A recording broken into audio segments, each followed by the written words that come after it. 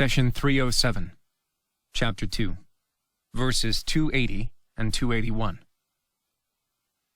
If the debtor is in difficulty, then delay things until matters become easier for him. Still, if you were to write it off as an act of charity, that would be better for you, if only you knew. Chapter 2, verse 280. The phrase, "if the debtor is in difficulty," recognizes the lender's right in getting back the principal of the loan. Allah, however, is asking the rich for consideration and common courtesy. If the borrower is going through hardship, the lender is advised to be patient and allow for a grace period. Each extra minute of waiting will be rewarded by Allah. It is said that the reward for a loan is higher than the reward for charity. This is despite the fact that when you give to charity, you completely let go of your money, while when you lend, you eventually get it back. The scholars explained that when you give to charity, you feel the pain of letting go of your money once, and then you forget about it. On the other hand, when you lend, you keep thinking about your money. You anticipate repayment and worry about missed and late payments. The more patience you exhibit, the higher the reward you attain. Of course, patience is only required when the borrower is in true hardship. He or she should be doing all that is reasonably possible to pay back the loan in a timely manner. If the borrower is lying or procrastinating, then he or she has fallen into sin. I often get asked by a lender, how would I know if the borrower is procrastinating or not? I usually advise the lender to look into his or her heart. If it is preoccupied with worry about the loan, then most likely the borrower is procrastinating and giving excuses. If the heart is at ease, then most likely the borrower is truthful in his or her distress. I would like to remind you of a narration of our beloved Prophet. He, peace be upon him, said, "Whoever borrows money from others with the intent of paying it back on time will receive God's full support in repayment. And whoever borrows money from others with the intent of laying it to waste will be wasted by God." When you borrow money, Allah looks into your heart and intention. If you sincerely plan to pay back the lender, Allah will support you. If you are scamming people, then Allah will lay you and your wealth to ruin. During the time of the Prophet, a man who was heavily indebted passed away. Prophet Muhammad asked his companions to perform the janazah funeral prayer for the man, but he, peace be upon him, did not join them. Why? Because the man was a procrastinator who always delayed paying back his debts. Our beloved Prophet wanted ease and gentleness to prevail in society. He said, "Whoever is patient with a borrower in difficulty, and whoever forgives a debt will be shaded by God's shade on the day where there is no shade but the shade of the Almighty." Being patient means to give the borrower extra time without constant reminders and harassment. The righteous used to avoid even passing by the home of the person who owes them money. They did not want the borrower to feel uncomfortable or pressured. At even a higher level, the lender would just forgive the debt and make it a gift. God says, if you were to write it off as an act of charity, that would be better for you, if only you knew. The phrase, "better for you," is a promise from God for a great reward. So if you happen to be in a position to lend someone money, you have three options. First, you can collect your debt in full on time, regardless of the borrower's circumstances. Second, you can choose to be a bit higher on the piety scale and give the borrower in hardship a grace period.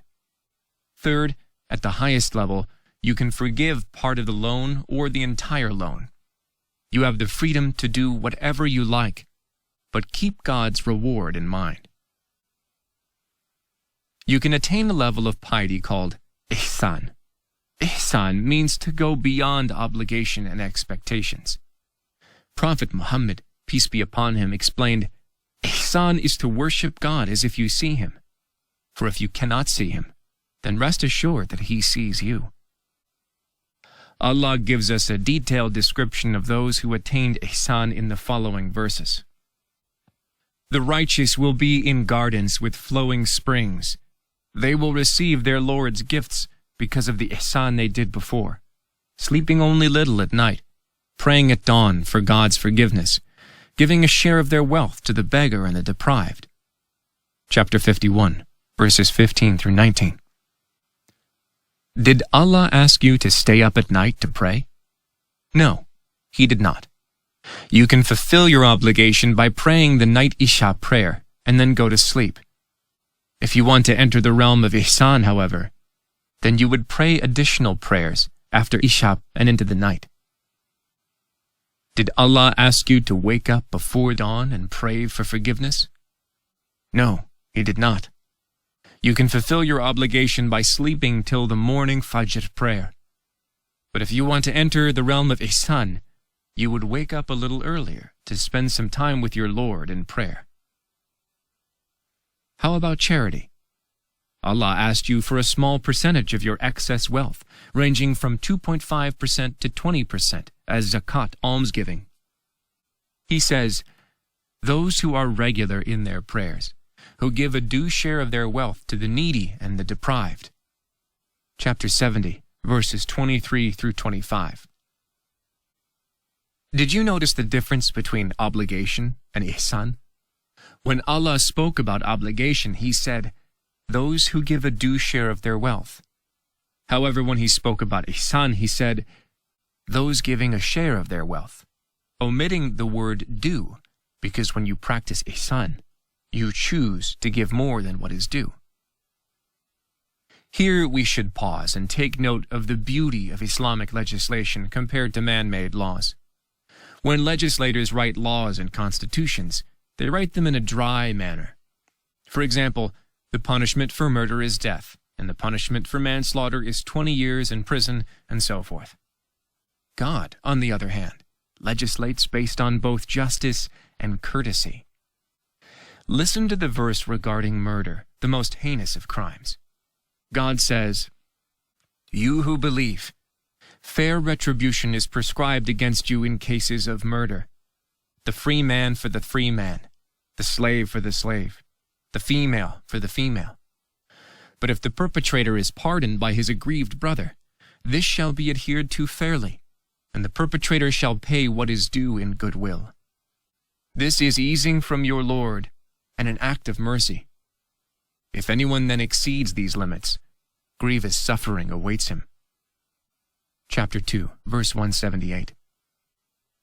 Likewise, when it comes to debt and money, God says, if the debtor is in difficulty, then delay things until matters become easier for him. Still, if you were to write it off as an act of charity, that would be better for you, if only you knew. Chapter 2, verse 280. Let's move to the next verse in the cow. God says, and be mindful of the day in which you will be brought back to Allah. Then every soul shall be paid fully for what it has earned, and they will not be wronged. Chapter 2, verse 281. Allah warns you, be mindful of the day in which you will be brought back to Allah. Translated from the Arabic origin, itaqu yawman. The word itaqu is very rich in meaning, and the translation be mindful does not quite do it justice. It encompasses all the following meanings: to be mindful of, to shield yourself from, to guard yourself, to be vigilant, and to fear. Usually a day, or week, or a month is nothing to be afraid of. You may fear an event, but not a day. However, the day of judgment is so packed with horrifying events, one after the other, that it should be feared in its entirety. Take note of the accuracy of the Quranic expression, you will be brought back to Allah. More specifically, the phrase brought back indicates that meeting the Lord on the day is not by your choice or mine. Rather, it is God's. However, when Allah speaks about the righteous, the expression changes. Listen to the following verses. Seek help with steadfastness and prayer, though this is hard indeed for anyone but the humble, who know that they will meet their Lord, and that it is to Him they will return. Chapter 2, verses 45 and 46. The believers who did well in life look forward to meeting their Lord.